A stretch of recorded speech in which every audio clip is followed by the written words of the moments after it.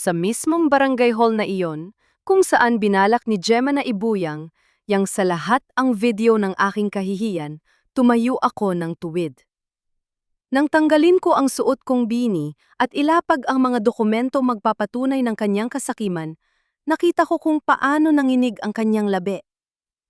Ngunit bago ko narating ang rurok na iyon ng pagbawi sa aking danggal, kailangan ko munang dumaan sa apoy ng kanilang kataksilan. Oy, Brigida! Ang tanda mo na, magnanakaw ka pa? Pirmahan mo na ang titulo ng lupa bago kita ipakulong. Nanginig ang aking buong katawan habang naririnig ang mga salitang iyon. Parang binitay ang aking hininga habang nakatayo ako sa malamig at maulap na umaga ng Bagyo. Paano umabot sa ganito? Ilang sandali lamang ang nakalipas, masaya ko pang inihahalo ang matamis na mutjaw, ang strawberry jam na tanging ikinabubuhay ko, habang pinapanood ang makapal na sungo na bumabalot sa bus terminal. Ang maliit kong kwayhang na, amoy daw at mainit na tsa ang aking naging sanctuary sa loob ng napakaraming taon.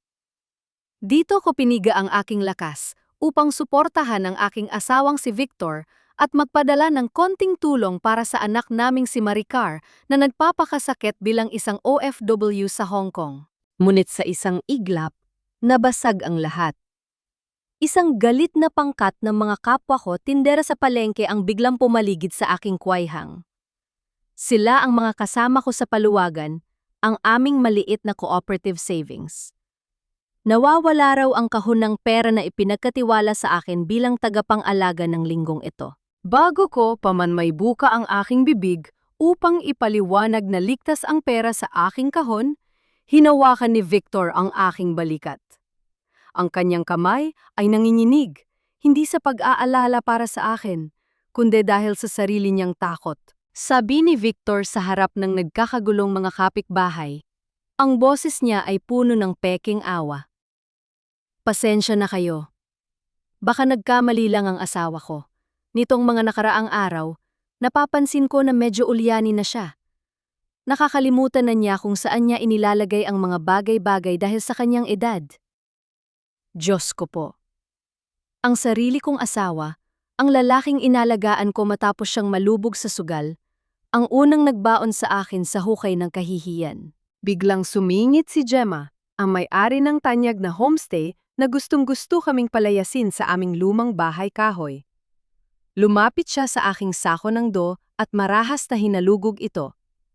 Sabi ni Gemma habang ipinapakita ang isang makapal na bundle ng pera na kinuha niya mula sa ilalim ng aking basket. Ito ba ang sinasabi mong nalimutan mo, Lola Bida? Aba, nandito pala ang pera ng paluwagan. Magdanakaw ka na nga, nagpapanggap ka pang ulyanin. Nagsimulang sumigaw ang mga kapitbahay ko sa palengke. Tinatawag akong magnanakaw. Parang huminto ang tibok ng aking puso. Hindi ko na maramdaman ang lamig ng Bagyo, taming ang init ng kahihiyan ang bumalot sa aking muka. Nagsimula akong lumuhan ng walang tunog. Nais kong sumigaw, nais kong sabihing hindi ko kinuha ang perang yon. Ngunit ang aking lalamunan ay tila ba pinipiga ng isang hindi nakikitang kamay. Bakit? Bakit niyo ito ginagawa sa akin? Bakit pati ang asawa ko ay sumasama sa kanila? Wala ba akong halaga sa inyo? Kaladkad ako ni Gemma patungo sa likod ng kanyang homestay.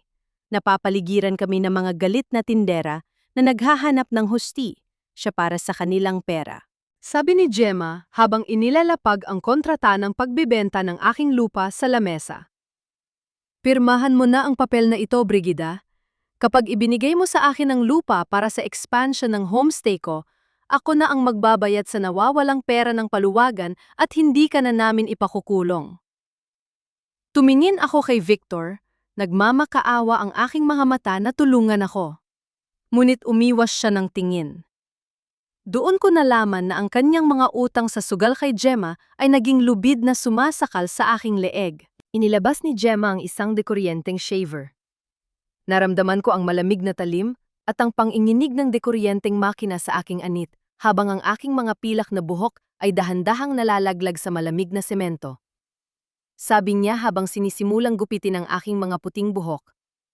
Para matuto ka kung paano humingi ng paumanhin, Lola, ang aking dignidad ay dahan-dahang nalagas kasama ng aking buhok sa maruming sahig. Ngunit sa halip na pirmahan ko ang papel, may isang kakaibang galit na sumiklab sa aking dibdib. Sa gitna ng aking matinding panghihina, marahas kong tinabig ang kamay ni Gemma na hawak ang shaver, dahilan upang matumba ang lamesa at magkalat ang mga kontrata. Bago pa man sila makabawi sa gulat, mabilis kong hinablot ang lumang bini ng aking ina na nakalagay sa aking bag at isinuot ito upang takpan ang aking gupit-gupit na ulo.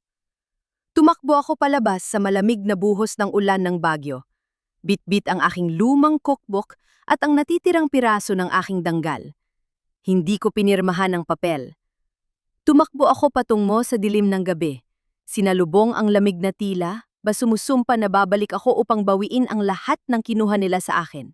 Basang-basa ang aking bestida habang mabilis akong tumatakbo sa gitna ng madilim at matarik na daan ng Bagyo. Ang sungmo ay napakakapal. Halos hindi ko na makita ang aking dinadaanan. Bawat patak ng ulan na tumatama sa aking bagong gupit na ulo ay parang libu-libong karayom na sumusundot sa aking anit. May naramdaman akong banayad na sakit, at nang hawakan ko ang aking ulo, may nakita akong konting dugo sa aking mga daliri. Nasugatan ako ng dekuryenteng shaver ni Gemma, ngunit mas masakit ang kirot sa aking dibdib. Ang bawat hakbang ko sa putikan ay parang pagpiga sa aking natitirang lakas. Nang makarating ako sa harap ng aming lumang bahay kahoy, mabilis kong binuksan ang pinto at pumasok sa loob. Napakatahimik ng bahay, malamig at walang kahit anong liwanag. Wala si Victor sa sala. Marahil ay nanatili siya sa tabi ng kanyang bagong amo o kaya naman ay masyado siyang natatakot na harapin ako matapos ang kanyang ginawang pagtataksil kanina. Dumiretso ako sa aking silid at binuksan ang lumang kabinet. Dun sa pinakailalim, nahanap ko ang lumang gray na wool beanie ng aking ina. Dahan-dahan ko itong isinuot upang takpan ang aking hubad at nanginginig na ulo. Nang dumampi ang mainit na tela sa aking balat, dun lamang lumabas ang mga luha na kanina ko pa pinipigilan. Umiyak ako sa dilim. Niyakap ang aking saril katawan upang labanan ang matinding lamig. Nang isuot ko ang gray na beanie ng aking ina, tila narinig ko ang kanyang boses mula sa aking kabataan. Nung nagsisimula pa lamang akong magbenta ng mutjaw at tsa, laging sinasabi sa akin ni ina na ang buhay ay parang ang paggawa ng tsa. Kailangan mong dumaan sa kumukulong tubig bago lumabas ang tunay mong bango. At ang pinakaimportanteng aral, kapag may lason sa paligid, huwag mong sasabayan ang kanilang ingay. Lumaban ka ng tahimik. Iyan ang gagawin ko. Si Gemma ay mayaman, may kapangyarihan sa mga opisyal ng barangay, at hawak niya ang asawa ko. Kung lalaban ako sa pamamagitan ng pagsigaw at pag-iyak sa palengke, isipin lamang ng mga tao na ako nga ay nababaliw na, tulad ng sinasabi ni Victor. Kailangan kong gamitin ang aking isip, kailangan kong maghanap ng ibang daan. Naalala ko ang aking anak na si Maricar. Nagpapakasakit siya sa Hong Kong bilang isang OFW, nagtitiis sa ugali ng kanyang mga amo para lamang magpadala ng pera para sa pagpapatayo ng bahay na ito. At ang kanyang ama, si Victor na nang akong nagbago na mula sa kanyang adiksyon sa sugal, ay muling bumalik sa putikan. Ginamit ni Gemma ang utang ni Victor upang gapusin kami, upang nakawin ang tanging ari-arian na nagpapatunay ng aming pagsisikap. Sabi ko sa aking sarili sa gitna ng aking hikbi. Hindi ako susuko, Maricar. Hindi ko hahayaan na mawala ang pinaghirapan mo. Pinunasan ko ang aking mga mata at tumayo. Kailangan kong tiyakin na ligtas ang pinakamahalagang bagay sa bahay na ito. Ang orihinal na titulo ng lupa na pamana sa akin ng aking pamilya. Pumunta ako sa tabi ng aking higaan kung saan nakalagay ang aking lumang baul. Kinuha ko ang maliit na susi na nakatago sa ilalim ng aking unan at dahan-dahan kong binuksan ang baul. Inalis ko ang mga lumang damit at kinuha ang maliit na kahon na gawa sa metal kung saan ko itinatabi ang titulo. Ngunit nang buksan ko ang metal box, naramdaman ko ang biglang pagtigil ng ikot ng mundo. Wala na ang titulo. Ang natitira na lamang sa loob ay ang aking cookbook at ilang lumang resibo. Nayanig ang aking buong pagkatao. Alam kong ako lamang at si Victor ang nakakaalam kung saan nakatago ang susing ito. Kinuha na ni Victor ang titulo. Ninakaw niya ito habang wala ako upang ibigay kay Gemma, upang simulan ang pagbebenta ng aming tahanan nang wala ang aking pahintulot. Kinaumagahan, sumikat ang araw sa Baguio, ngunit nanatili ang makapal na hamog na bumabalot sa aming bakuran. Malamig pa rin ang simoy ng hangin, ngunit mas malamig ang pakiramdam sa loob ng aking dibdib habang nakatitig ako sa kawalan. Tiningnan ko ang sako ng mga sariwang daw na bagong pitas. Amoy matamis at sariwa ang mga ito, ngunit sa pagkakataong ito, ang amoy ng daw ay tila ba may kahalong pait ng aking kapalaran. Alam kong hindi ako maaaring manatili na lamang sa loob ng bahay at umiyak. Kung magtatago ako, iisipin ng buong barangay na totoong magnanakaw ako at ulyanin na nga. Kailangan kong lumabas. Kailangan kong harapin ang ahas sa sarili nitong pugad. Isinuot ko ang aking gray na beanie, hinila ko ito pababa upang masiguradong walang makakakita sa aking gupit-gupit na ulo. Nag-impake ako ng 3 malalaking crates ng aking tanyag na strawberry jam. Karaniwan ay ibinebenta ko ito sa terminal para sa mga turistang pabalik ng Maynila, ngunit sa pagkakataong ito, may iba akong plano. Binuhat ko ang mabigat na crates at naglakad pababa ng burol patungo sa Pines View Homestay, ang marangyang ari-ariya ni Gemma. Napakabigat ng bawat hakbang ko. Habang naglalakad ako sa gilid ng daan, naririnda ko ang mga bulong-bulungan ng aking mga kapitbahay. Sabi ng isang tindera sa katabing stall nang dumaan ako, "Ayan na si Brigida, nakakaawa naman, mukhang nawala na talaga sa sarili pagkatapos ng nangyari kahapon." Sabi naman ng isa pa, may halong panunuya sa boses, "Huwag kang lumapit dyan, baka manakaw pa ang pitaka mo nang hindi niya namamalayan." Nilunok ko ang aking matinding hiya. Itinuwid ko ang aking likod at nagpatuloy sa paglalakad. Ang kahihiyang ito ang magiging panggatong sa aking pagbangon. Nang makarating ako sa likod ng homestay ni Gemma, pumasok ako sa pintuan ng kusina. Ang mga katulong at chef doon ay natigilan nang makita ako. Alam ng lahat ang ginawa ni Gemma sa akin kahapon, at ang iba sa kanila ay tumingin sa akin ng may labis na habag. Sabi ko sa katulong na namamahala sa pantry habang pinipilit kong gawing mahina at kaawa-awa ang aking boses. "Magandang umaga po, may dala akong strawberry jam para sa almusal ng mga turista. Kalahating presyo ko na lang po ibibigay. Kailangan ko lang pang makalikom ng pera upang mabayaran ang nawawalang paluwagan." Napaatubili ang katulong, ngunit dahil alam niyang gustong-gusto ng mga turista ang aking jam, tumango siya. Sabi niya, "Sige po, Lola Bida, iwan mo muna ang mga crates dito sa pasilyo ng pantry. Kukunin ko lang ang bayad sa opisina ni Ma'am Gemma." Naiwan akong nag-iisa sa pasilyo. Ang pasilyong ito ay katabi lamang ng opisina ni Gemma, at dahil gawa lamang sa manipis na kahoy ang dingding, malinaw kong naririnig ang bawat salitang nagmumula sa loob. Narinig ko ang malakas at mayabang na boses ni Gemma habang nakikipag-usap sa telpon. Sabi ni Gemma sa telpon habang tumatawa ng may panunuya, "Oo, hawak ko na si Victor. Nakuha na niya ang titulo ng lupa ng asawa niya kahapon habang nagkakagulo sa palengke. Konting-konti na lang mapapapirma ko na si Brigida sa dokumento. Pero huwag kang mag-alala. Hindi lang ang bahay ni Brigida ang makukuha natin ngayong buwan para sa expansion." Napatitig ako sa dingding, pinigilan ko ang aking hininga upang mas marinig pa ang kanyang sinasabi. Sabi pa ni Gemma, may kasakiman sa boses, "Si Lola Remedios naman ang susunod sa aking listahan. Madali lang naman gawin ang plano natin. Gagawa lang ulit tayo ng munting aksidente sa kwayhang niya. Palabasing magnanakaw o makalimutin siya tulad ng ginawa natin kay Brigida at tapos na ang usapan. Murang-mura nating makukuha ang mga lumang bahay kahoy ng mga matatandang ito para sa bagong homestay project natin." Nanginig ang aking mga kamay sa matinding galit. Napahawak ako ng mahigpit sa isang jar ng strawberry jam na hawak ko pa pala. Halos pumuti ang aking mga kuko sa tindi ng hawak. Hindi lang pala ako ang biktima. Si Gemma ay isang mandaragit na unti-unting nilalamon ang mga mahihina at matatandang may-ari ng lupa sa aming barangay gamit ang parehong maruming laro. At si Lola Remedios ang aking matalik na kaibigan na nagbebenta ng mga tuyong bulaklak sa tabi ko, ang susunod na biktima ng kanyang kasakiman. Bago pa man ako umalis sa Pines View Homestay, alam kong kailangan ko ng mas matibay na ebidensya. Ang narinig ko sa labas ng pinto ay sapat na upang gisingin ang aking kamalayan. Ngunit hindi iyon sapat para paniwalaan ako ng mga opisyal ng barangay o ng mga kapitbahay na nabulag na sa kwento ni Gemma. Kailangan ko ng patunay na maririnig ng buong bayan. Nang makauwi ako sa aking bahay kahoy, dinala ko ang aking lumang double-walled na termos. Ito ang termos na gawa sa makapal na plastik sa labas. Ngunit may hollow na espasyo sa pinakailalim kung saan maaaring i-unscrew ang takip nito upang palitan ang glass refill sa loob.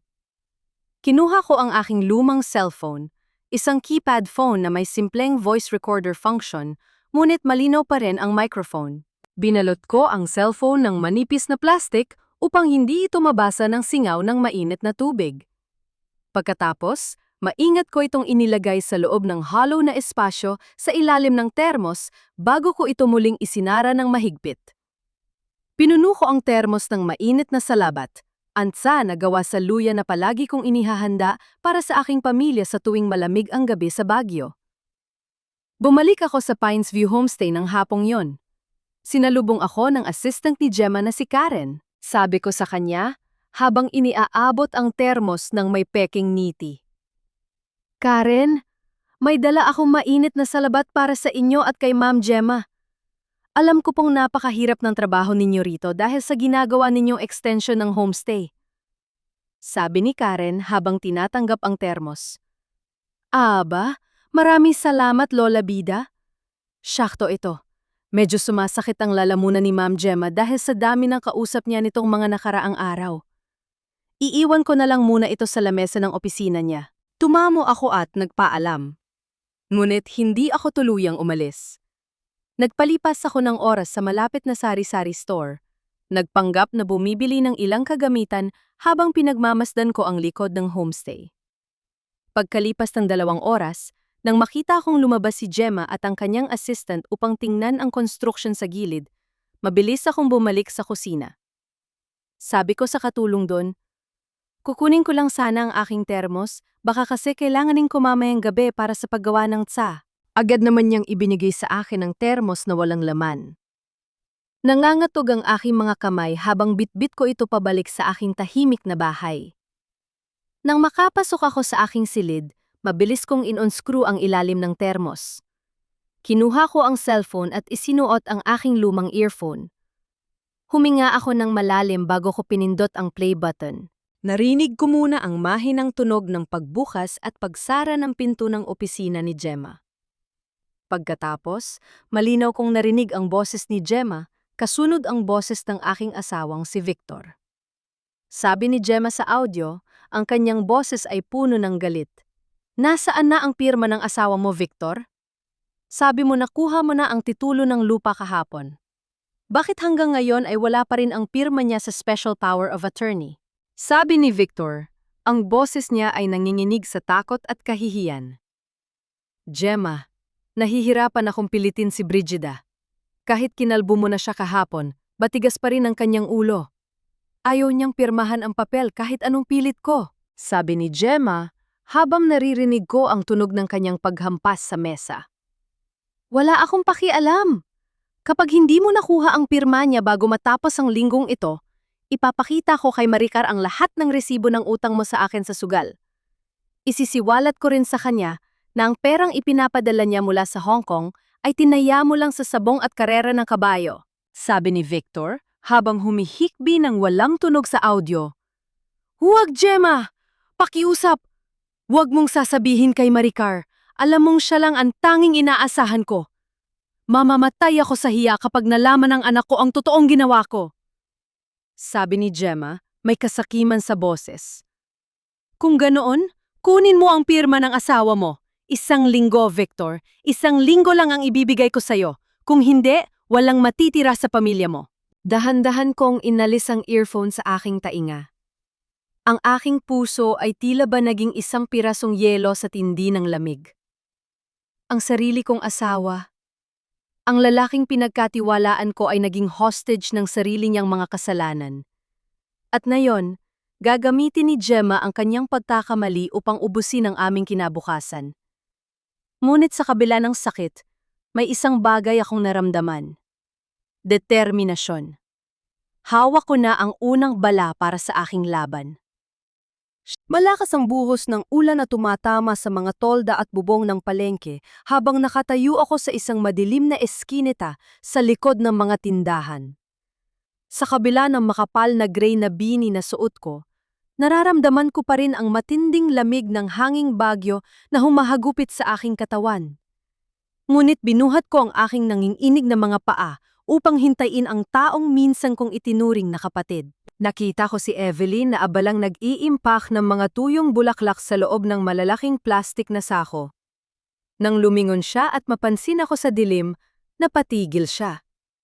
Nakita ko ang biglang takot at hiya na gumuhit sa kanyang muka. Sinubukan niyang iwasan ang aking tingin at mabilis na binuhat ang kanyang sako. Sabi ni Evelyn habang pilit na iniiwas ang kanyang mga mata. "Bida, mag-uusap na lang kayo bukas.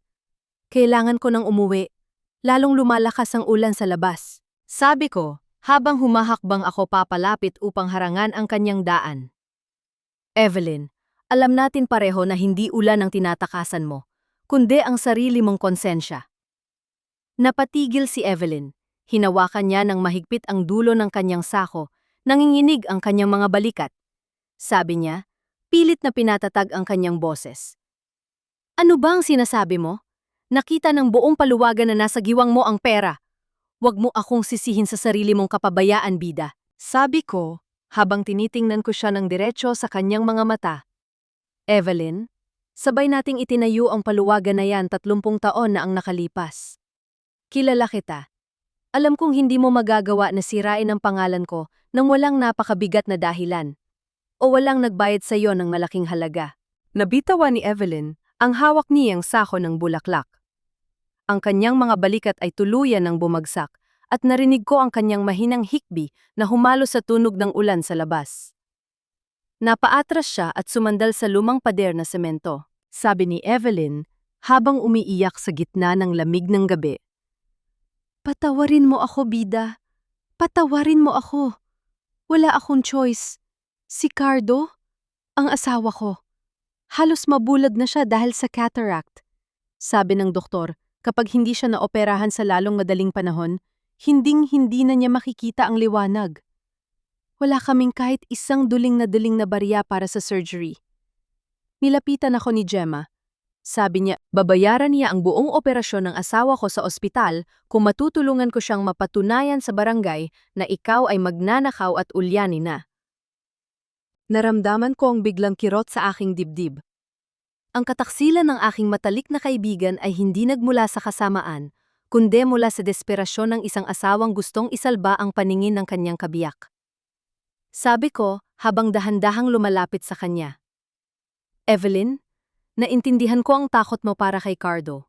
Ngunit ang pagbulag sa sarili mong konsensya para lamang makakita ang asawa mo ay hindi kailanman magiging pagpapala mula sa Diyos." Lalong napayak si Evelyn. Napaupo siya sa basang semento, tinatakpan ang kanyang mukha gamit ang kanyang mga kamay na puno ng putik. Sabi niya, "Alam ko, bida, gabi-gabi akong hindi makatulog. Patawarin mo ako. Huwag mo po akong isumbong sa barangay. Kapag nalaman ng mga anak ko at ng mga kasamahan natin sa paluwagan na ako ang nag-frame up sa'yo, lalayasan ako ng pamilya ko dahil sa matinding hiya. Masisira ang buhay ko." Tiningnan ko si Evelyn nang may malalim na habag. Ngunit nanatiling matatag ang aking desisyon. Hindi ko hahayaang maging biktima na lamang kami habang si Gemma ay patuloy na nagdiriwang sa kanyang tagumpay. Sabi ko, "Hindi kita isusumbong sa buong palengke ngayon, Evelyn. Hindi ko sisirain ang pamilya mo sa harap ng maraming tao. Sa isang kondisyon." Tumingala si Evelyn. Ang kanyang mga mata ay puno ng pag-asa at takot. Sabi niya, "Ano po yan, bida? Gagawin ko ang lahat. Patawarin mo lang ako." Sabi ko, habang hinahawakan ko ang kanyang nanginginig na balikat. "Kailangan mo akong tulungan. Kapag dumating ang araw ng pulong sa barangay para sa titulo ng aking lupa, kailangan mong tumayo at sabihin ang buong katotohanan sa harap ng barangay captain at sa harap ng asawa ko. At kailangan mo akong tulungan na hanapin kung saan itinago ni Gemma ang totoong kahon ng paluwagan na ninakaw niya. Naggatubili si Evelyn, tila natatakot sa kung ano ang maaaring gawin sa kanya ni Gemma. Ngunit nang makita niya ang aking determinasyon, dahan-dahan siyang tumango. Sabi niya, "Gagawin ko, bida. Sumusumpa ako sa harap ng Diyos. Tutulungan kita. Patawarin mo lang ako." Sabi ko, "Mag-ingat ka. Huwag mong ipapakita kay Gemma na nag-uusap tayo. Hayaan nating isipin niya na nagtagumpay siya sa kanyang plano."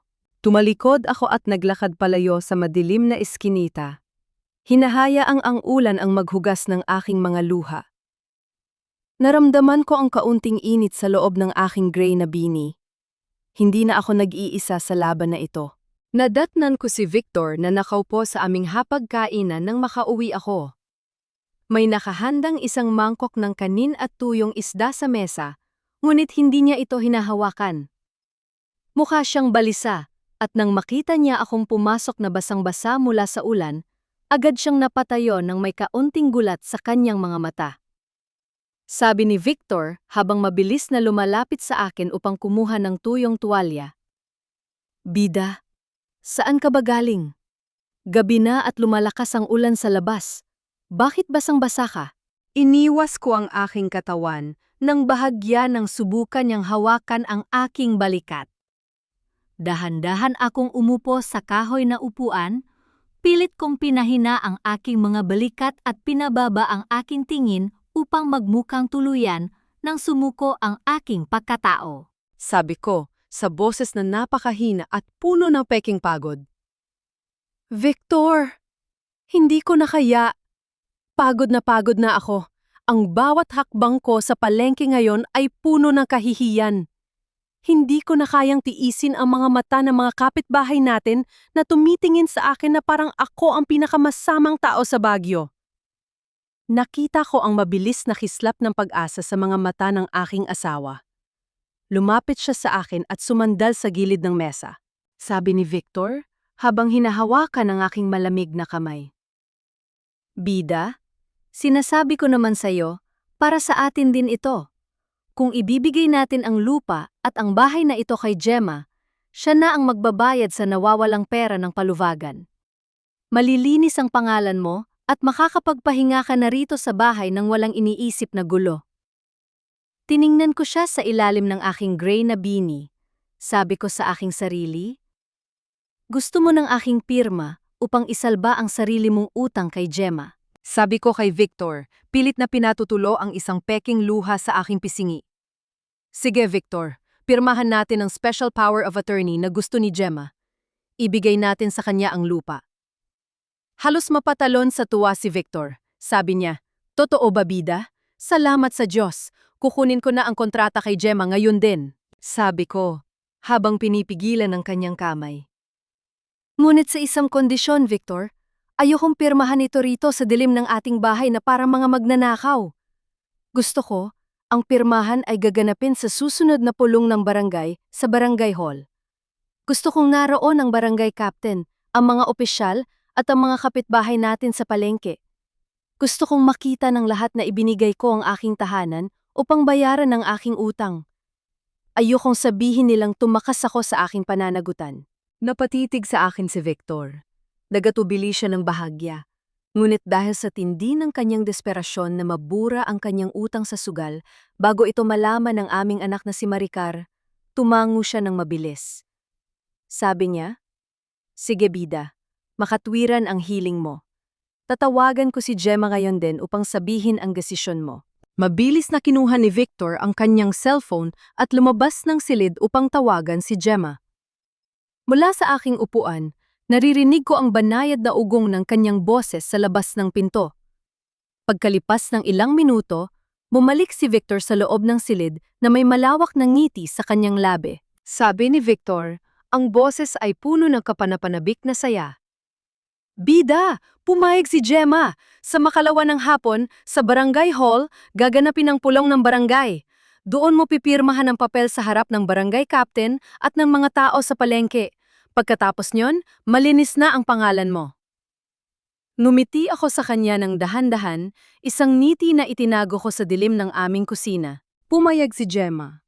Dahil sa tindi ng kanyang kasakiman at kumpiyansa na hawak na niya kami, nahulog siya ng buong buo sa aking pain. Ang barangay hall na binalak niyang gamitin upang huling beses akong saktan at hiyain sa harap ng marami, ay siyang magiging lugar kung saan ko ilalatag ang kanyang sariling hatol. Nang gabing yon, sa ilalim ng malamig at maulap na gabi ng Bagyo, lihim kaming nagtipon sa loob ng lumang bahay kahoy ni Lola Remedios. Kasama ko si Evelyn habang nakaupo rin sa paligid ng maliit na lamesa si Lolo Pedro, na 70 taong gulong na, at si Lola Josefa, na 68 taong gulang. Sila ang mga pinakamatatandang residente sa aming barangay na halos buong buhay ay inilaan sa pagbebenta ng mga bulaklak at craft sa palengke. Napakatahimik ng silid. Tanging ang tunog ng hangin sa labas na humahampas sa mga dingding na kahoy ang naririnig. May nakahandang mainit na tsaa sa gitna, ngunit walang sinuman sa amin ang sumusubok na uminom. Sabi ni Lola Remedios habang hinahawakan ng aking nanginginig na kamay. Bida, alam ko ang pinagdadaanan mo ngayon. Ganyan na ganyan din ang ginawa sa amin ni Gemma 2 taon na ang nakalipas. Sabi ko, habang inaayos ko ang suot kong gray na beanie upang hindi lumamig ang aking ulo. Remedios, Josefa, Pedro, totoo po ba na kinuha rin niya ang mga lupa ninyo? Tumango si Lolo Pedro nang may matinding kapaitan sa kanyang mga mata. Sabi niya, "Oo, bida, nung isang taon, pinalabas ni Gemma na ang aking anak na lalaki ay nagnakaw ng mga gamit ng turista sa kanyang homestay. Tinakot niya kaming ipapakulong ang aking anak kung hindi namin ibebenta sa kanya ang aming lumang cabin sa napakamurang halaga upang gawin niyang parking lot para sa kanyang mga bisita. Dahil sa takot at hiya, napilitan kaming pirmahan ang papeles." Sabi naman ni Lola Josefa, habang pinupunasan ang kanyang luha gamit ang dulo ng kanyang panyo. Inagaw niya ang bahay ng mga ninuno ko, bida. Ginamit niya ang wad na utang ng aking yumaong asawa upang takutin ako. Sabi niya may hawak daw siyang kasunduan na pinirmahan ng asawa ko bago mamatay. Wala akong nagawa, kundi umalis at lumipat sa maliit na kwarto sa barangay. Naramdaman ko ang matinding galit na sumiklab sa aking dibdib. Ang bawat kwento ng mga matatandang ito ay parang mga piraso ng salamin na tumutusok sa aking puso. Si Gemma ay hindi lamang isang negosyante. Siya ay isang halimaw na nagpapakain sa takot at kahihiyan ng mga matatandang walang kakayahang lumaban upang nakawin ang kanilang mga tahanan. Sabi ko, ginamit niya ang parehong paraan sa akin. Pinalabas niya ako magnanakaw ng paluwagan, kinalbo niya ako upang hiyain sa harap ng marami, at ginamit niya ang utang ni Victor upang kunin ang aking titulo. Ngunit hindi ako susuko ng ganoon kadali. Tumayo si Lolo Pedro at lumapit sa isang lumang cabinet. Kinuha niya mula dun ang isang makapal na folder na nakabalot sa plastik. Inilapag niya ito sa ibabaw ng lamesa sa harap ko. Sabi ni Lolo Pedro, habang tinuturo ang isang mapa na may selyo ng gobyerno. Bida, may isang bagay akong alam na hindi alam ni Gemma. Bago ako mag-retire, nagtrabaho ako sa Municipal Survey Office ng San Fernando. Ang lupang kinatatayuan ng bagong extension ng kanyang homestay, ang mismong lugar kung saan binalak niyang itayo ang bagong gusali gamit ang lupa mo, ay hindi sakop ng kanyang titulo. Nanlaki ang aking mga mata. Ano ang ibig mong sabihin, Pedro? Sabi ni Lolo Pedro, may kakaibang kislap ng determinasyon sa kanyang boses. Ang bahaging yun ng burol ay deklaradong forest reserve ng Department of Environment and Natural Resources o DENR. Bawal magtayo ng anumang permanenteng istruktura doon dahil protektado ng batas ang mga puno ng pino at ang lupa laban sa landslide. Ibig sabihin, ilegal ang buong homestay project niya. Kung ipapadala natin ang mapang ito at ang sertipikasyon mula sa munisipyo sa DENR, ipapasara at gigibain ng gobyerno ang buong gusali niya. Diyos ko po! Napatakip ako ng aking bibig sa tindi ng gulat. Ang buong imperyo na itinayo ni Gemma gamit ang dugo, pawis at kahihiyan ng mga matatanda sa aming barangay ay nakatayo pala sa isang ilegal na pundasyon. Sabi ni Evelyn habang nakatingin sa amin ng may pag-asa. Bida, ito na ang pagkakataon natin. Maaari nating gamitin ito upang pabagsakin siya, sabi ko, habang itinutuwid ko ang aking likod. Hindi lamang ang aking bahay ang ililigtas ko, Pedro, Josefa, Remedios. Babawiin natin ang danggal ng bawat matandang tinapakan at tinakawan ni Gemma sa barangay na ito. Pipirmahan nating lahat ang isang joint petition laban sa kanya at sasamahan ninyo ako sa barangay hall sa Makalawa upang ilantad ang katotohanan. Sabi ni Lola Josefa, habang hinahawakan ang aking kamay ng may buong lakas. Sasamahan ka namin, bida. Handa na kami lumaban. Hindi na namin hahayaan na matakot kami sa kanyang mga banta. Sabi ni Lolo Pedro, ihahanda ko ang lahat ng zoning maps at ang sertipikasyon ng munisipyo. Sisiguraduhin kong walang butas ang ating ebidensya. Inilagay namin ang aming mga lagda sa dulo ng joint petition. Habang pinapanood ko ang bawat nanginginig na sulat ng kanilang mga pangalan sa papel, alam kong ang laban na ito ay hindi na lamang tungkol sa aking mitdyaw o sa aking lumang bahay kahoy. Ito ay laban para sa danggal ng aming pagtanda. Dahan-dahan akong humakbang patungo sa aming silid.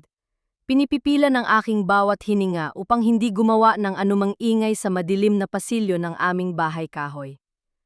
Narinig ko ang mahinang kaluskos na mga lumang damit na itinapon sa sahig. Sumilip ako sa siwang ng pinto. Nakatayo si Victor sa harap ng aking lumang baul. Ngunit hindi ang mga dokumento ang kanyang hawak. Hawak niya ang isang framed photograph. Ang litrato ng aming anak na si Maricar noong araw ng kanyang graduation bago siya umalis patungong Hong Kong bilang isang OFW. Nakita ko ang dahan-dahang pagbaba ng mga luha sa kanyang kulubot na pisngi habang mahigpit niyang yakap ang larawan ng aming anak. Nanginginig ang kanyang buong katawan habang kinakausap ang larawan sa dilim. Sabi ni Victor, sa boses na nanghinginig sa matinding pagsisisi at takot. Maricar, anak ko, patawarin mo si Papa. Napakagago ng papa mo. Sinira ko ang bahay na pinaghirapan mo sa ibang bansa. Ngunit wala akong magagawa. Kapag nalaman mo ang katotohanan, diring-diri ka sa akin. Kamumuhian mo ako habang buhay. Pumasok ako sa loob ng silid. Hindi ko binuksan ang ilaw, hinayaan ko ang mahinang liwanag ng sikat ng buwan sa Baguio na tumama sa aming mga mukha. Napatigil si Victor. Mabilis niyang ibinaba ang larawan at pinunasan ang kanyang mga mata habang pilit na umaayos ng tayo.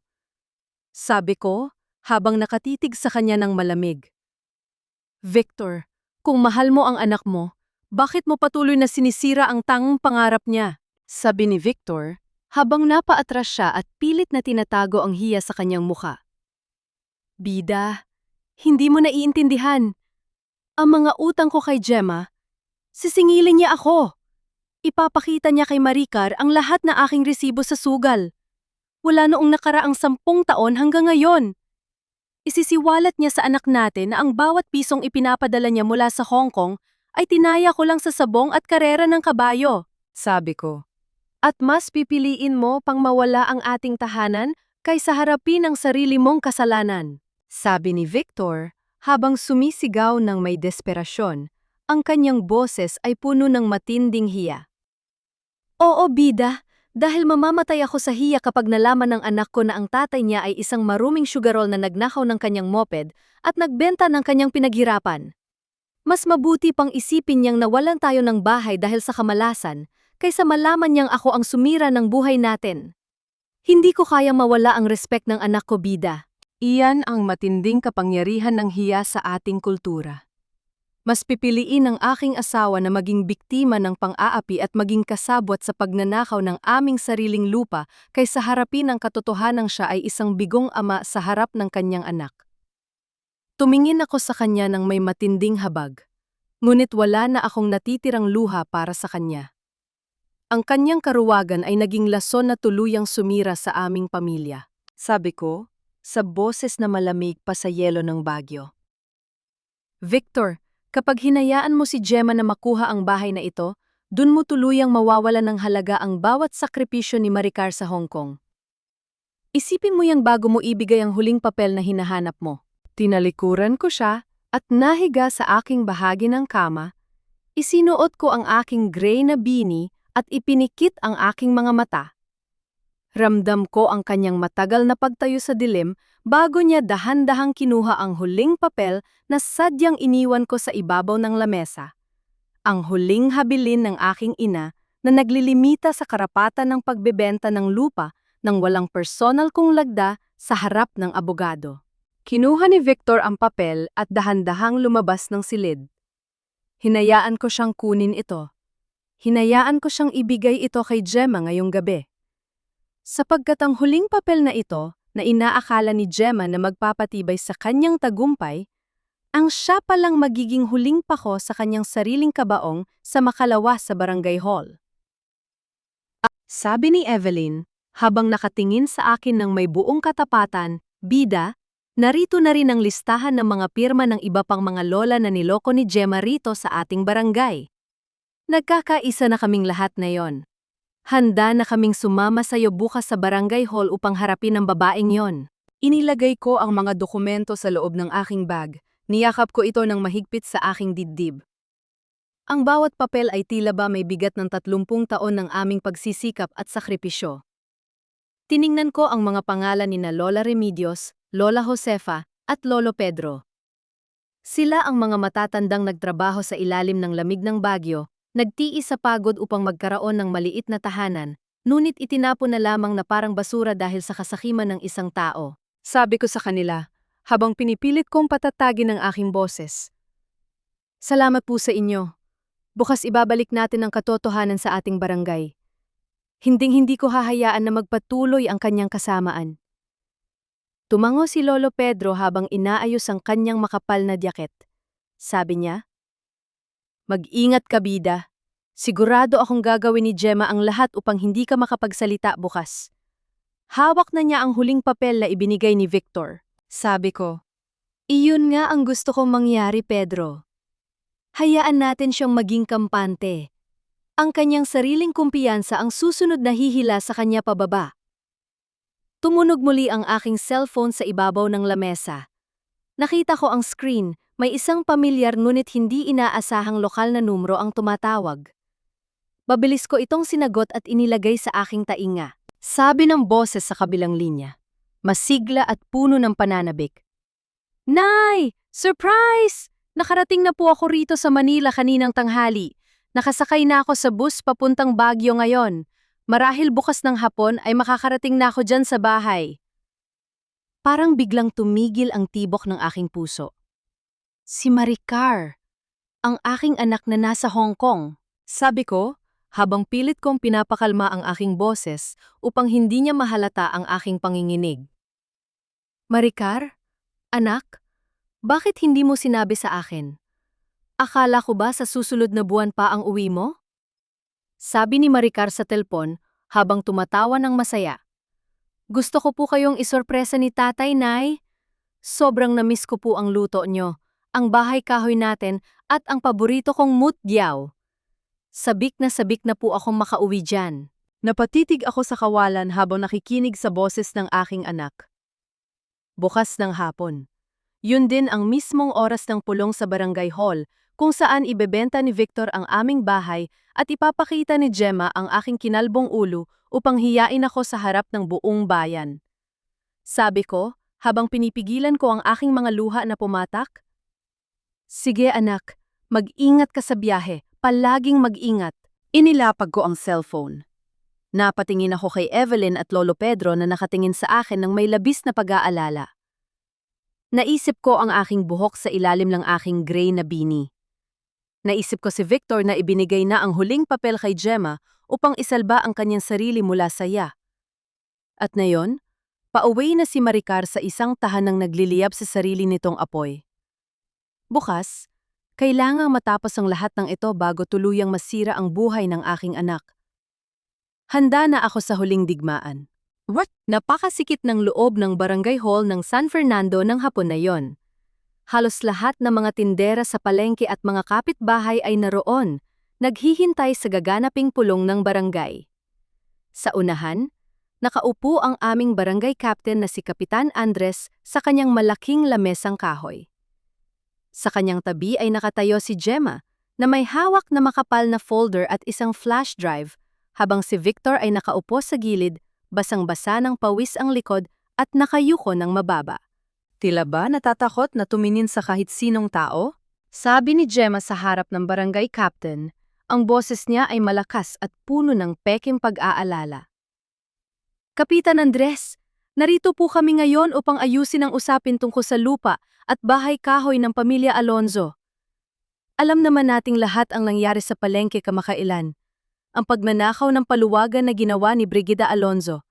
At masakit man pong sabihin, mukhang hindi na talaga maayos ang kanyang pag-iisip dahil sa kanyang edad. Narinig ko ang mahahabang bulong-bulungan at bulong ng mga kapitbahay na nakatayo sa likod ng silid. Sabi ng isang tindera ng gulay, "Aba, kaya naman pala. Mukhang totoo nga na ulyanin na si Lola Bida. Nakakahiyang magnakaw sa katulad nating mahihirap." Sabi ni Kapitan Andres habang inaayos ang kanyang salamin. "Victor, bilang asawa ni Brigida, ano ba ang masasabi mo sa paratang na ito? Sumasang-ayon ka ba na ang asawa mo ay ulyanin na at hindi na kayang mamahala sa inyong ari-arian?" Dahan-dahang tumingala si Victor, ang kanyang mga kamay ay naninginig sa ibabaw ng kanyang tuhod habang nakatingin kay Gemma na may matatalas na mga mata.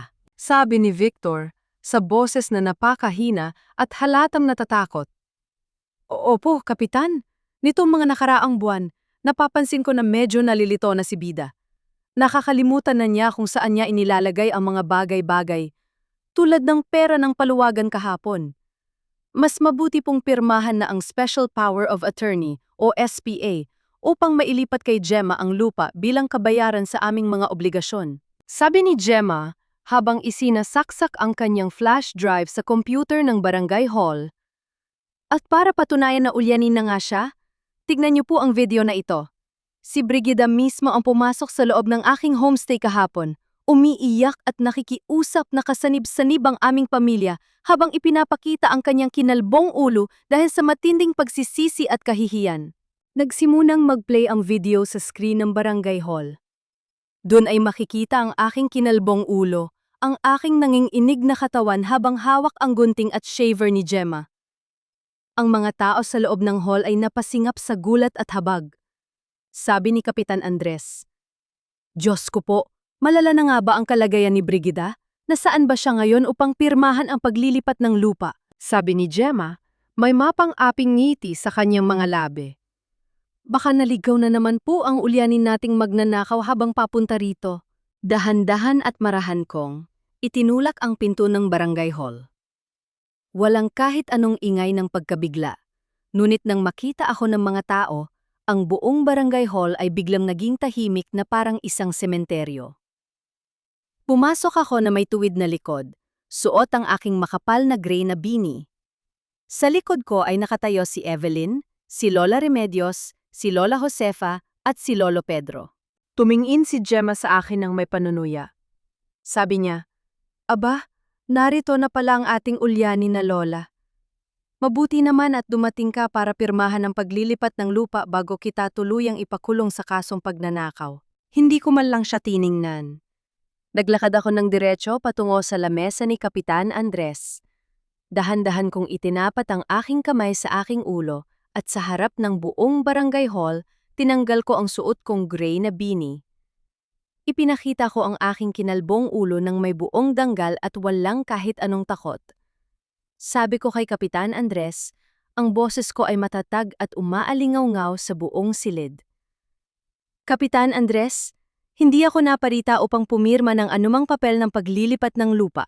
Napakunot ang noo ni Kapitan Andres. Sabi niya, "Brigida, kung ganon, anong ginagawa mo rito?" Mabilis kong kinuha mula sa aking bag ang makapal na folder na naglalaman ng mga dokumento at malakas ko itong inilapag sa ibabaw ng lamesa ng kapitan. Sabi ko, "Naparito ako upang ilantad ang krimen at lalong-lalo na ang panloloko ng babaeng ito na si Gemma Pascual.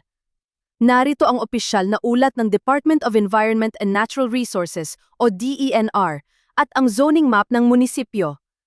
Ang bagong extension ng homestay ni Gemma ay illegal na nakatayo sa Forest Reserve ng Baguio. At narito rin ang audio recording kung saan dinedirekta ni Gemma ang asawa ko na nakawin ang aking titulo gamit ang blackmail at extortion." Nanlaki ang mga mata ni Gemma. Ang kanyang mukha ay biglang namutla, nawalan ng kulay, habang ang buong barangay hall ay muling nyanig ng bulong ng mga kapitbahay. Sinalubong ng matinding bulong at bulong-bulungan ng mga tao ang pag-play ng audio recording sa computer ng barangay hall. Ang boses ni Gemma na nagbabanta kay Victor at ang pag-iyak ng asawa ko dahil sa takot na malaman ng aming anak ang kanyang kasalanan ay umalingaw sa buong silid. Nang matapos ang recording, naging tahimik muli ang buong paligid. Ang mukha ni Gemma ay basang-basa na ng pawis at ang kanyang panga ay nanginginig habang nakatingin sa akin ng may halong galit at takot. Sabi ni Kapitan Andres habang nakatitig kay Gemma ng may seryosong mukha. Miss Pascual, anong masasabi mo sa audio recording na ito? Malinaw na binalak mong gamitin ang utang ni Victor upang persahin si Brigida na ibigay ang kanyang lupa. Sabi ni Gemma habang pilit na pinatatag ang kanyang boses at tumingin sa kanyang abogado. Gawa-gawa lang yan. Boses ng iba yan na pinalabas na boses ko. Wala kayong karapatan na hiyain ako rito. Sumulong si Evelyn mula sa aking likuuran. Ang kanyang mga mata ay namamaga sa iyak. Nuit ang kanyang mukha ay puno ng determinasyon. Sabi ni Evelyn sa boses na malakas at nanginginig. Hindi po gawa-gawa yan, Kapitan. Nagsisinungaling si Gemma. Ako po ang naglagay ng pera ng paluwagan sa giwang ni Bida dahil binayaran ni Gemma ang operasyon sa mata ng aking asawa. Pinilit niya ako. At hindi lang si Bida ang ginawa niya ng ganito. Sina Lola Remedios, Lola Josefa at Lolo Pedro, lahat po sila ay kinaladkad ni Gemma sa kahihiyan para lamang makuha ang kanilang mga lupa. Sumulong din si Lolo Pedro, Lolo Josefa at Lola Remedios. Isang pangkat na mga matatandang may-ari ng lupa na may mga nanginginig na kamay, ngunit may matitigas na puso. Sabi ni Lolo Pedro, "Totoo po, Kapitan. Ipinakita ko na po sa inyo ang zoning map ng munisipyo. Ang bagong extension ng homestay niya ay illegal na nakatayo sa Forest Reserve. Inagaw niya ang aming mga bahay gamit ang parehong maruming paraan." Nang makita ni Gemma na ang buong barangay ay nakatitig sa kanya ng may galit at diring-diri, tuluyan nang nawala ang kanyang pagiging sopistikada. Ang kanyang pulang bestida ay tila ba naging isang maruming kasuotan habang gumuho ang kanyang imperyo sa harap ng marami. Sabi ni Gemma, habang sumisigaw ng may desperasyon at matinding galit. Oo, ganyan nga ang ginawa ko. Bakit? Dahil ayokong mabulok sa hirap. Nung bata pa ako, iniwan ako ng mga magulang ko sa isang bulok na kwarto sa rental house. Pinalayas kami sa kalsada ng walang kahit anong duling na bariya dahil walang pambayad. Alam niyo ba ang pakiramdam na maging palaboy habang ang mga mararangyang tao ay tumitingin sa'yo na may diring-diri? Kaya sumumpa ako na makukuha ko ang bawat lupa at bahay sa lugar na ito. Walang makakapigil sa akin kahit ang mga ulyanin na matatandang tulad nyo. Ang pag-amin ni Gemma ay tila ba isang mabigat na pako na bumaon sa kanyang sariling kabaong. Napaatras si Kapitan Andres habang ang mga barangay tanod ay dahan-dahang lumapit kay Gemma upang hawakan ang kanyang mga braso. Sabi ni Kapitan Andres, "Miss Pascual, mananatili ka rito sa aming opisina hanggang sa dumating ang mga pulis ng munisipyo. Haharapin mo ang kaso ng illegal construction on Forest Reserve, extortion, at forgery ng mga dokumento." Napalingon ako kay Victor. Napaupo siya sa sahig, umiiyak ng walang tunog habang hinahawakan ng kanyang ulo. Ang tindi ng kanyang hiya ay tila ba naging isang mabigat na parusa na hindi niya kayang pasanin. Sabi ni Victor habang sumisigaw ng may matinding pagsisisi. "Bida, patawarin mo ako. Patawarin mo ako." Ngunit bago ko pa man siya masagot, dahan-dahang bumukas ang pinto sa likod ng barangay hall. Isang babaeng may bitbit na malalaking bagahe ang nakatayo dun.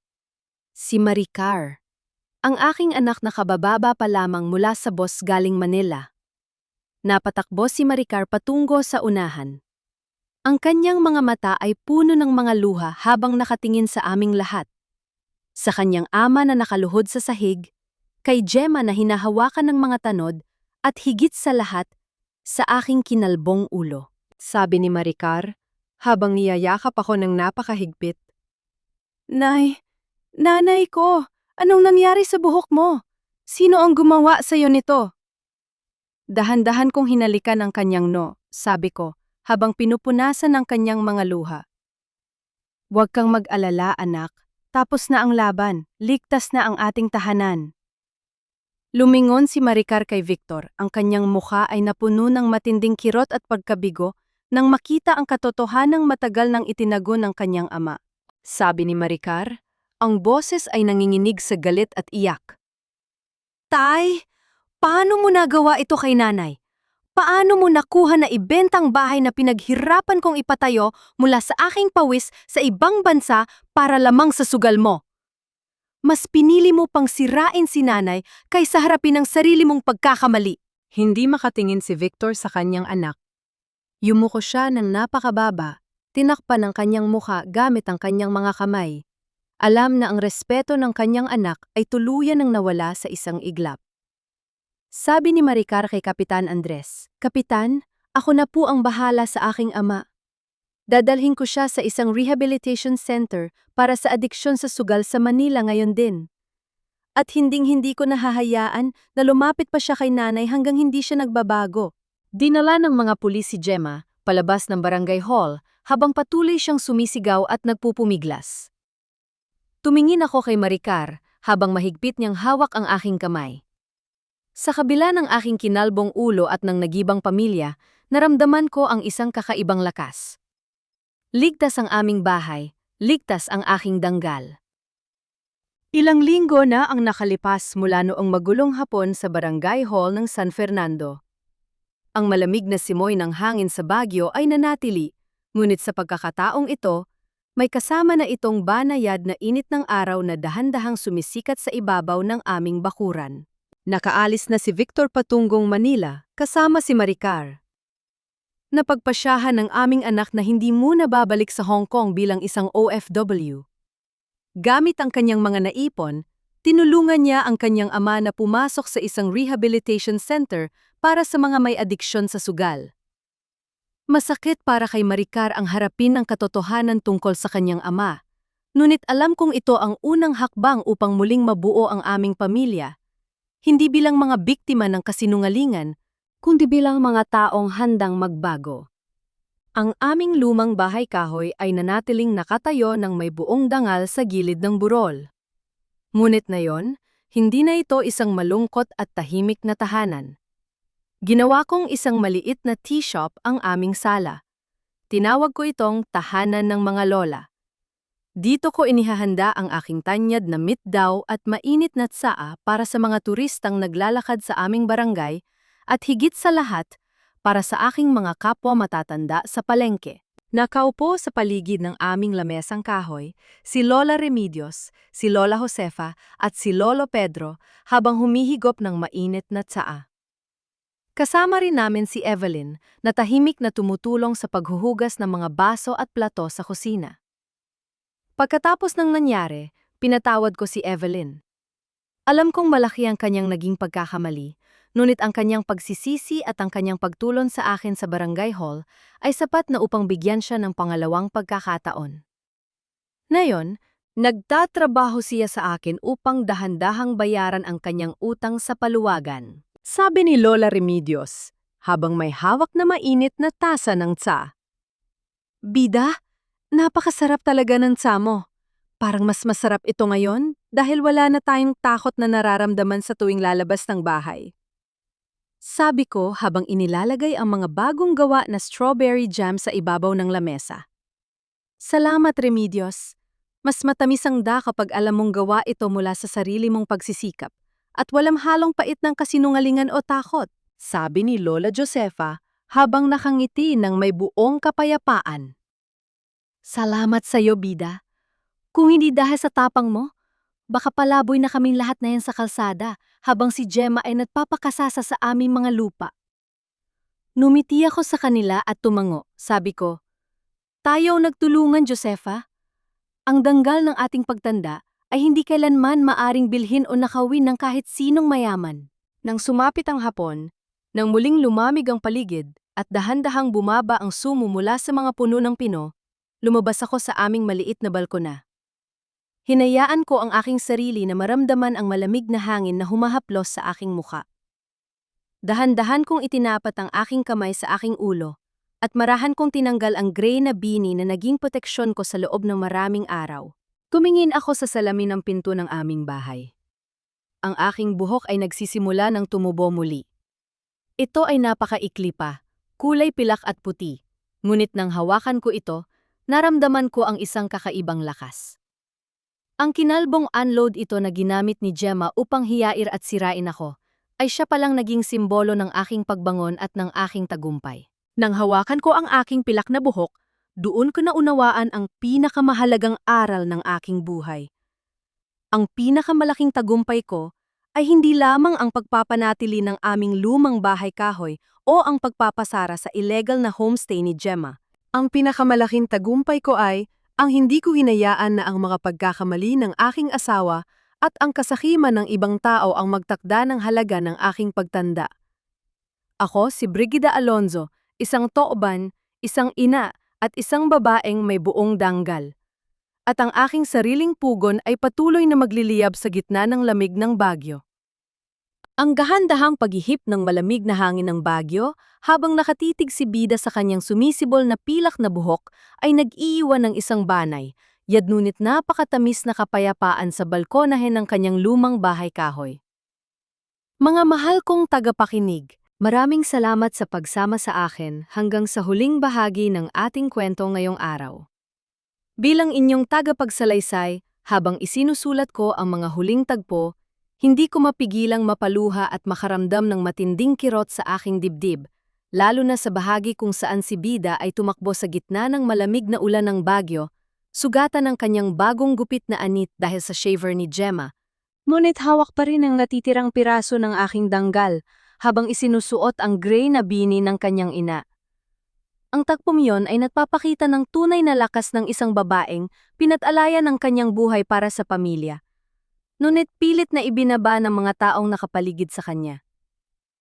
Ang kwentong ito ay hango sa mga totoong sugat ng maraming matatandang ina sa ating lipunan na patuloy na lumalaban ng tahimik upang protektahan ang kanilang pamilya at ang kanilang sariling danggal.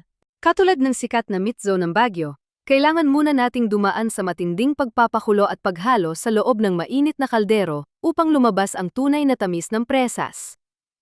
At tulad ng mainit na tsaa, kailangan muna nating maranasan ang kumukulong tubig upang mailabas ang ating tunay na bango. Ang mga pagsubok sa buhay ay hindi ginawa upang sirain tayo, kundi upang ilabas ang pinakamagandang bahagi ng ating pagkatao. Kung kayo ang nasa kalagayan ni Bida, mapapatawad niyo rin ba si Evelyn na nagtaksil dahil lamang sa desperasyon na maisalba ang paningin ng kanyang asawa? At sa tingin niyo ba ay tama lamang ang naging desisyon niyang hayaan si Victor na pumasok sa rehab kaysa tuluyang isuko ang kanilang tahanan? Nais ko pong magtanong sa inyo ng may buong paggiliw. Saang bahagi po ba kayo ng Pilipinas o ng mundo nakikinig ngayon? Habang nakikinig kayo sa aking boses, nagluluto ba kayo, nagpapahinga sa kama, o marahil ay nagtatrabaho? Sana po ay mag-iwan kayo ng komento upang ibahagi ang inyong mga saloobin tungkol sa naging pagbangon ni Bida. Kung mayroon kayong sarible kwento ng pagtitiis at tagumpay, mangyaring isulat ito sa ibaba upang maging lakas para sa iba. Huwag niyo rin pong kalimutang i-like at i-share ang ating kwento ngayon upang maabot pa natin ang mas maraming pusong nangangailangan ng pag-asa. Nawai gabayan kayo ng may kapal at bigyan ng lakas na mabuhay ng may buong kapayapaan at danggal sa sarili yung mga paa. Manatili po kayong matatag at ligtas. Pamagat ng kwento ang halimuyak ng presa sa Bagyo. Ang kwentong ito ay isinulat batay sa kwento ng tagapakinig na si Brigida Alonzo, 63 taong gulang, nakatira sa Bagyo, na ipinadala sa ating programa na may mensaheng ang tunay na halaga ng ating pagtanda ay hindi nasusukat sa haba ng ating buhok o sa pagkakamali ng ating asawa, kundi sa katatagan ng ating sariling puso. Paunawa. Ang lahat ng mga tauhan at sitwasyon sa kwentong ito ay muling isinulat bilang katang-isip lamang upang hindi makasira o makasakit ng sinuman. Ang kwento ay nilikha para sa libangan at upang maghatid ng positibong mensahe.